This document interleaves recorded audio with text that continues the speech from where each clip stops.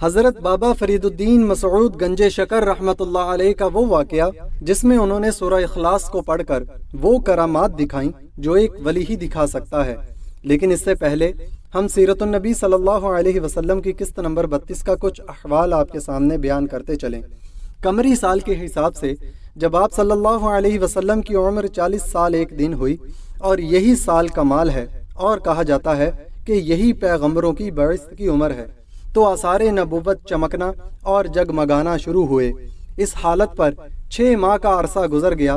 جب حرا میں خلوت نشینی کا تیسرا سال آیا تو اس وقت آپ صلی اللہ علیہ وسلم کو نبوت سے سرفراز فرمایا گیا۔ بیشتر سیرت نگار کے مطابق 9 ربیع الاول 41 میلادی مطابق 12 فروری سن 610 پیر کی شام غار حرا میں روح الامین حضرت جبرائیل علیہ السلام ظاہر ہوئے اور فرمایا، اے محمد صلی اللہ علیہ وسلم، بشارت قبول ہو، آپ اللہ کے رسول ہیں اور میں جبرائیل ہوں۔ دوسرا قول یہ ہے کہ یہ رمضان کا مہینہ تھا۔ تحقیق کے مطابق یہ واقعہ رمضان المبارک کی 21 تاریخ کو دوشنبہ کی رات میں پیش آیا۔ اس روز اگست کی 10 تاریخ تھی اور سن 610 تھا۔ یہی قول زیادہ صحیح ہے کیونکہ اللہ تعالیٰ کا ارشاد ہے، شہر رمضان الذی انزل فیہ القرآن، رمضان کا مہینہ ہی وہ بابرکت مہینہ ہے جس میں قرآن کریم نازل کیا گیا، اور ہم اللہ تعالیٰ کا یہ ارشاد دیکھتے ہیں، انا انزلناہ فی لیلۃ القدر، یعنی ہم نے قرآن کو لیلۃ القدر میں نازل کیا۔ معلوم ہوتا ہے کہ لیلۃ القدر رمضان میں ہے، اور صحیح روایت سے یہ ثابت ہے کہ لیلۃ القدر رمضان کے آخری عشرے کی طاق راتوں میں پڑتی ہے اور انہی طاق راتوں میں منتقل بھی ہوتی رہتی ہے۔ آئیے اب ذرا حضرت عائشہ صدیقہ رضی اللہ تعالی عنہا کی زبانی اس واقعے کی تفصیل سنیں جو نبوت کا نقطۂ آغاز تھا اور جس سے کفر و ضلالت کی تاریکیاں چھٹتی چلی گئیں، یہاں تک کہ زندگی کی رفتار بدل گئی اور تاریخ کا رخ پلٹ گیا۔ حضرت عائشہ رضی اللہ تعالی عنہا فرماتی ہیں کہ آپ صلی اللہ علیہ وسلم کے پاس فرشتہ آیا اور اس نے کہا، پڑھو۔ آپ نے فرمایا، میں پڑھا ہوا نہیں ہوں۔ آپ صلی اللہ علیہ وسلم فرماتے ہیں کہ اس پر اس نے مجھے پکڑ کر اس زور سے دبایا کہ میری قوت نچوڑ دی، پھر چھوڑ کر کہا، پڑھو۔ میں نے کہا، میں پڑھا ہوا نہیں ہوں۔ اس نے دوبارہ پکڑ کر زور سے دبایا، پھر چھوڑ کر کہا، پڑھو۔ میں نے پھر کہا، میں پڑھا ہوا نہیں ہوں۔ اس نے تیسری بار پکڑ کر دبوچا، پھر چھوڑ کر کہا، اقرأ بسم ربک الذی خلق، خلق الانسان من علق، اقرأ وربک الاکرم الذی علم بالقلم، علم الانسان ما لم یعلم۔ پڑھو اپنے پروردگار کا نام لے کر جس نے سب کچھ پیدا کیا، اس نے انسان کو جمے ہوئے خون سے پیدا کیا ہے۔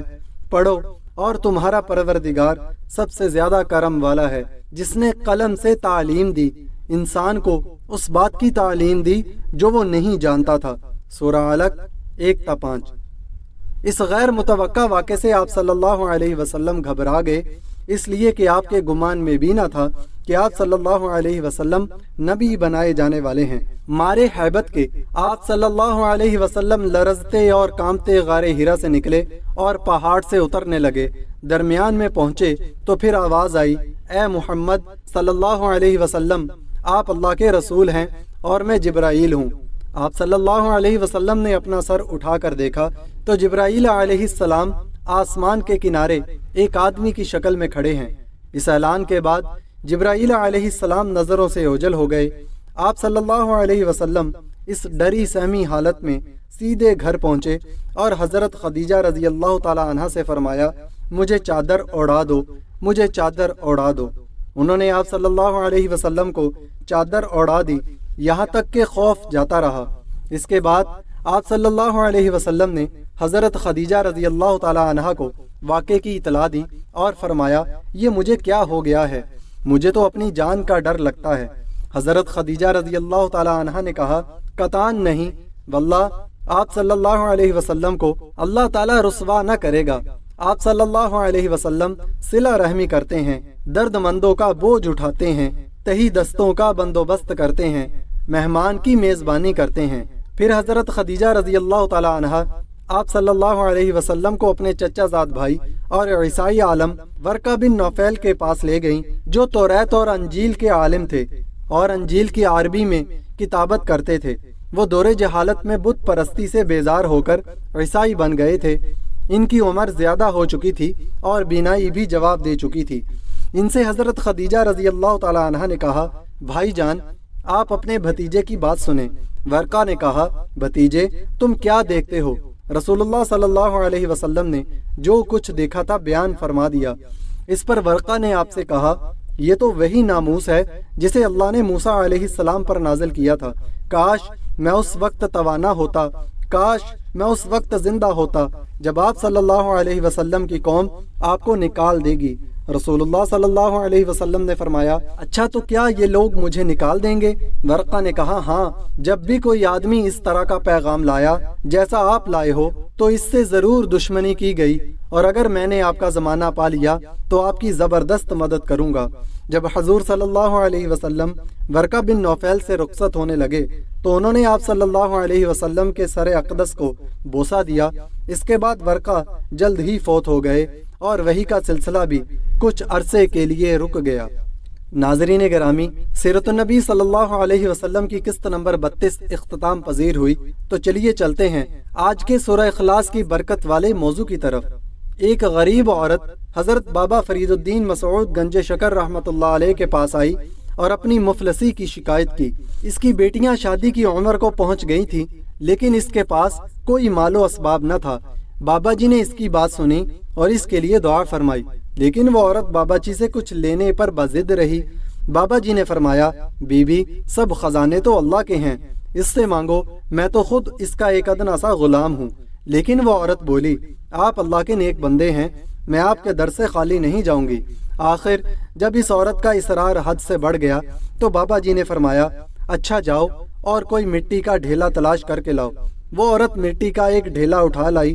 بابا فرید رحمۃ اللہ علیہ نے 3 مرتبہ سورہ اخلاص قل هو اللہ احد پڑھ کر مٹی پر دم کیا تو اللہ کی قدرت سے وہ مٹی سونا بن گئی۔ آپ رحمۃ اللہ علیہ نے وہ سونا اس عورت کے حوالے کرتے ہوئے فرمایا، لو بی بی اس سے اپنی بچیوں کی شادی کا بندوبست کرو۔ وہ عورت شکریہ ادا کرتی ہوئی چلی گئی، لیکن سونا بنانے کا نسخہ اس کے دماغ میں بیٹھ گیا۔ گھر جا کر اس نے مٹی کے کئی ڈھیلے اکٹھے کیے، سارے گھر کو پاک صاف کیا اور خوشبو سے مہکا دیا۔ غسل کر کے پاک صاف لباس پہنا اور اپنے عمل میں شدت پیدا کرنے کے لیے اس نے 3 کی بجائے 300 بار سورہ اخلاص پڑھی اور مٹی پر دم کیا۔ اس عورت کا خیال تھا کہ آن کی آن میں مٹی سونے میں بدل جائے گی، لیکن ایسا کچھ نہ ہوا۔ اس عورت پر جنون کسی کیفیت سوار ہو گئی۔ وہ بار بار سورہ اخلاص پڑھتی اور مٹی پر دم کرتی، لیکن مٹی ہی رہتی۔ وہ 3 دن تک سورہ اخلاص پڑھتی رہی، لیکن سب بے سود رہا۔ آخر وہ مٹی اٹھا کر بابا فرید رحمت اللہ علیہ کی خدمت میں حاضر ہوئی اور شکوہ کرنے کے انداز میں بولی، آپ نے نہ وضو کیا، نہ غسل، نہ ہی خوشبو کا اہتمام کیا، بس 3 بار سورہ اخلاص پڑھی اور مٹی سونا بن گئی۔ میں نے غسل کیا، خوشبو لگائی، گھر کو پاک صاف کیا اور 3 دن سے سورہ اخلاص پڑھ رہی ہوں، لیکن مٹی سونا ہی نہیں بنتی۔ بتائیں میرے عمل میں کیا کمی ہے؟ بابا فرید رحمت اللہ علیہ کی آنکھیں نم ہو گئیں۔ آپ رحمت اللہ علیہ نے سر جھکا لیا اور بھیگے ہوئے لہجے میں فرمایا، تیرے عمل میں کوئی کمی نہیں تھی، بس تیرے منہ میں فرید کی زبان نہیں تھی۔ سبحان اللہ، بے شک یہی وہ اللہ کے بندے تھے جو اللہ کے نزدیک انعام یافتہ قرار پائے۔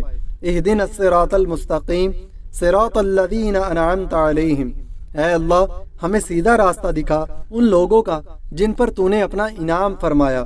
یہ انعام یافتہ بندے کون ہیں؟ اس کی وضاحت خود قرآن مجید نے یہ کہہ کر فرمائی ہے، تو یہی لوگ روز قیامت ان کے ساتھ ہوں گے جن پر اللہ نے خاص انعام فرمایا ہے، جو کہ انبیاء، صدیقین، شہداء اور صالحین ہیں، اور یہ بہت اچھے ساتھی ہیں۔